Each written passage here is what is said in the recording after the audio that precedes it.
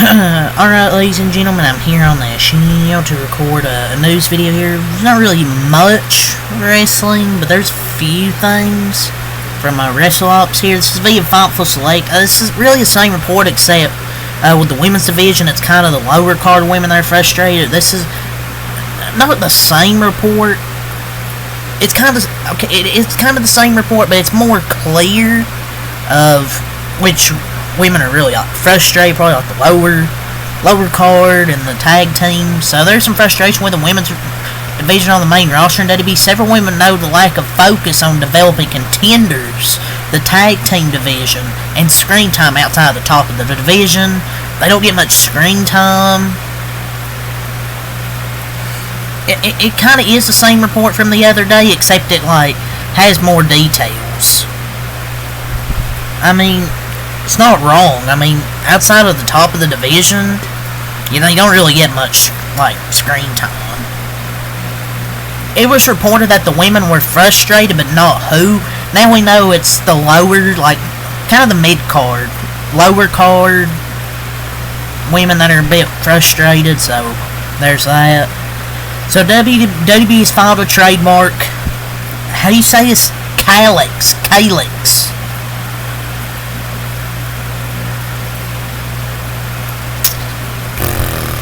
I have no clue, dude. I don't know who in the hell this is gonna be. But apparently, it might. But apparently, I don't know, dude.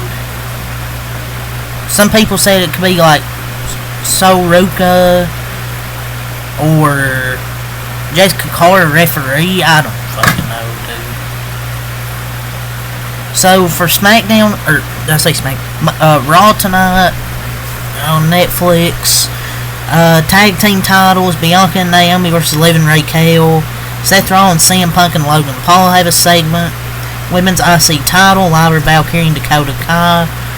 Rhea Ripley will appear. Penta and Ludwig versus Pete Dunne, a triple threat. That's a banger. And LWO versus The New Day. Looks like a solid show. We'll see. I guess AO's probably should be on there tonight, but we'll see. I think this is a go home show. It looks like an alright show. So, via WrestleNomics, at the same time as the company is posting record financial results in TKO era, multiple current WWE employees have described a decline in morale tied to reduced benefits, pay increases being limited, plus heavier workloads. And while management has emphasized the value of its workforce during town hall meetings, multiple staff say they feel increasingly undervalued.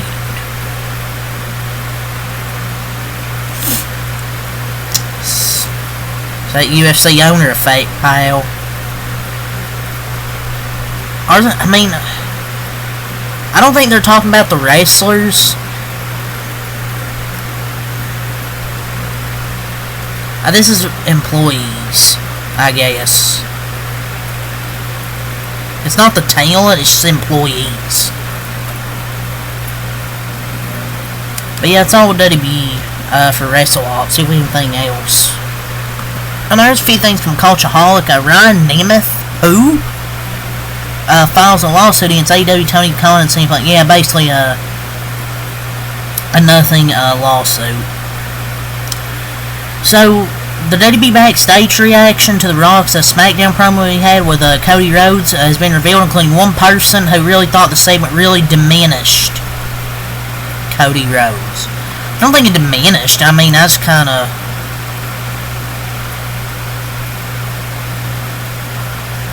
I don't know what to feel about it, but I mean, it's Dave Meltzer, dude. So take it with a grain of salt. So, released WWE talent is in talks with TNA. Apparently, that released talent is Elektra Lopez, who was released. She's currently in talks with the company after about debuting once the 90-day no compete clause expires. So. There's that. So let's talk about some NFL here. Start with JPA. So At first, a unnamed team has put in a proposal to ban the tush push. Per Troy Vincent and DM Rossini said on Twitter, it was the Green Bay Packers. I mean, look, I'm a Cowboys fan, but I can sit here and crap on the Eagles, but it shouldn't be banned, dude. Not the Eagles' fault. They have a built team that can run it, while most teams can't. I mean, if the Eagles can do it, I don't know why other teams can't do it. I mean, it's not like every team has a bad offensive line. So, Raiders quarterback Gardner Minshew is a candidate to be released this offseason with 1 year left on his deal per The Athletic. Yeah, someone will come and pick him up as a backup quarterback. He doesn't care. Ashton Jeanty will only participate in medical evaluations and team interviews at the combine. He will not be doing any physical drills. Man, I would like to see him do it, but I mean, the combine doesn't really have value.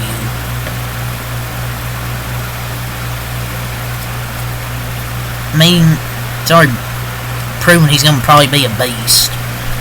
And the combine doesn't really have much value. I mean, John Ross ran one of the fastest combines ever, and he was a bust. So, per report, while it's true that Matthew Stafford is seeking $50 million per year on a no deal, he is willing to take less to stay with the hashtag Rams. Sources told J.K. Boggin. Sounds like while Stafford wants to get what he's worth, he's open to see if the Rams can meet him halfway. He ain't worth $50 million, man. $50 million for a 37-year-old quarterback who's not going to be playing much longer. I mean, the source is Jake Elboggin, so take it with a grain of salt. We'll see. He wants to be paid over $50 million, but it was per Pace Scrags. He wanted to be paid over $50 million per year on a new contract. Look, I think Matthew Stafford's still good for his age, but he's not worth $50 million at this point.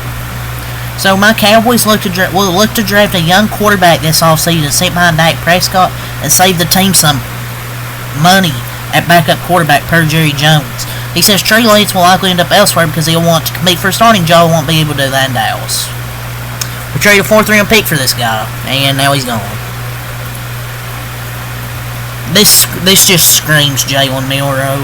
I don't want Jalen Milroe, but this just screams Jalen Milroe. So, Shedeur Sanders won't participate in any drills at the NFL Combine, only interviews per rap sheet. He will throw at Colorado's Pro Day, but he won't do any drills at the NFL Combine, only interviews.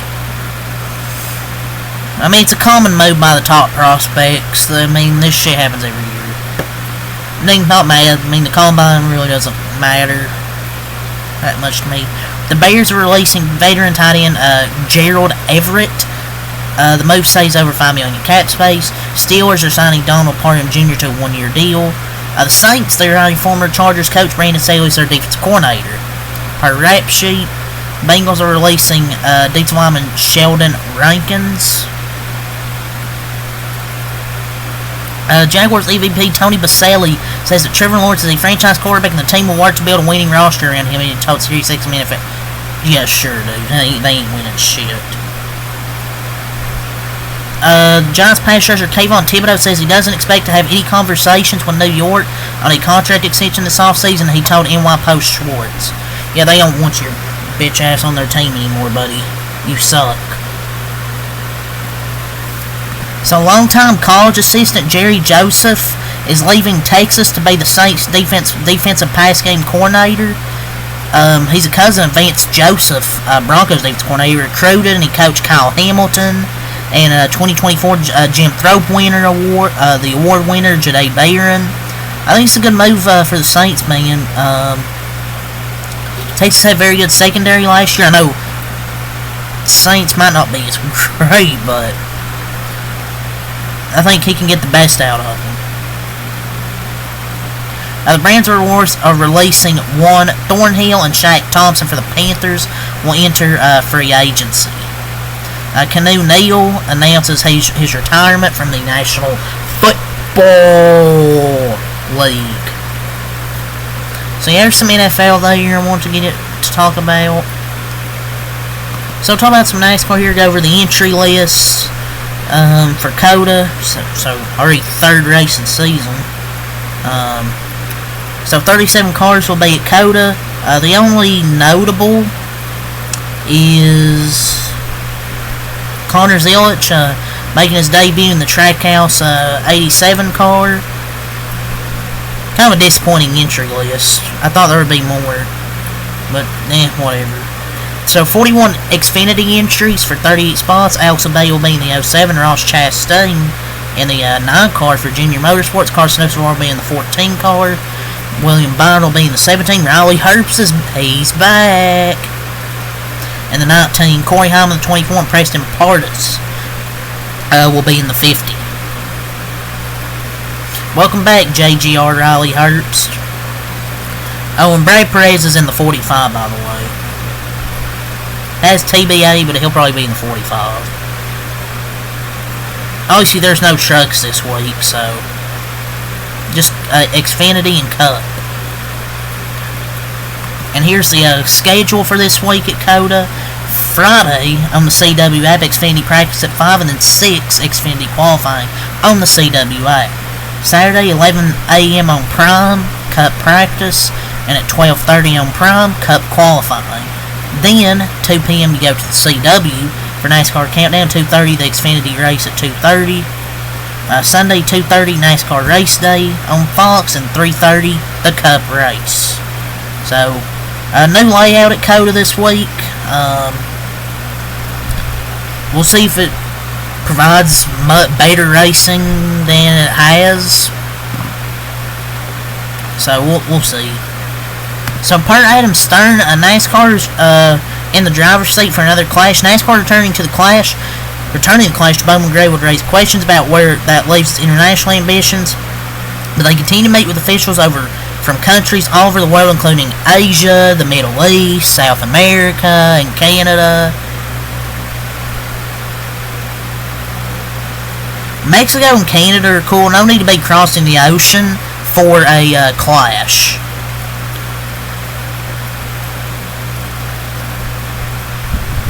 But Bowman Gray Stadium is the early favorite again to host the clash. So, let's talk about some news here.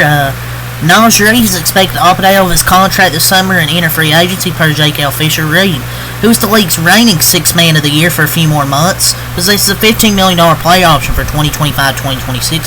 That many of those same strategists expect he'll decline in search of a richer arrangement in the summer.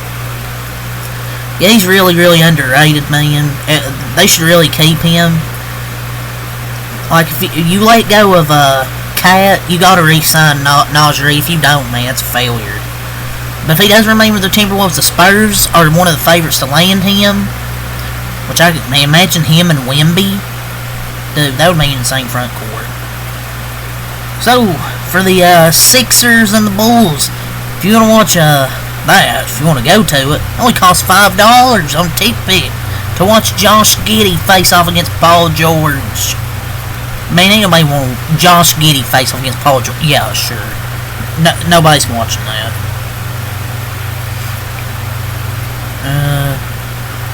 So you can argue, this was on a Get Up from Alan Hahn.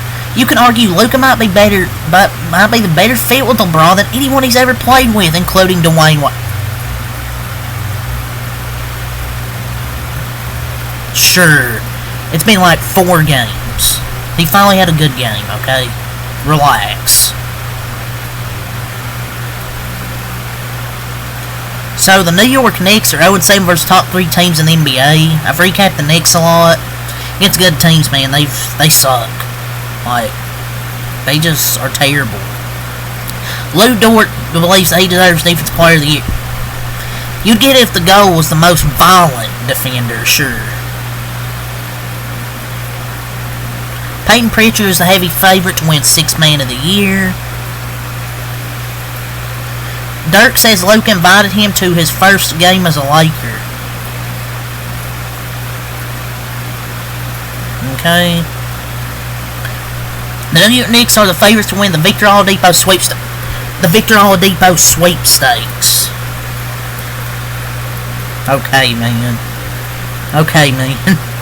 Brian Windhorse is set to become a free agent this summer. Oh, well. Who cares? Stephen A. doesn't think that American players would want to face international players in an all-star game. Okay, he said the same thing about the Olympics. Yeah, that's all I want to say here. Peace.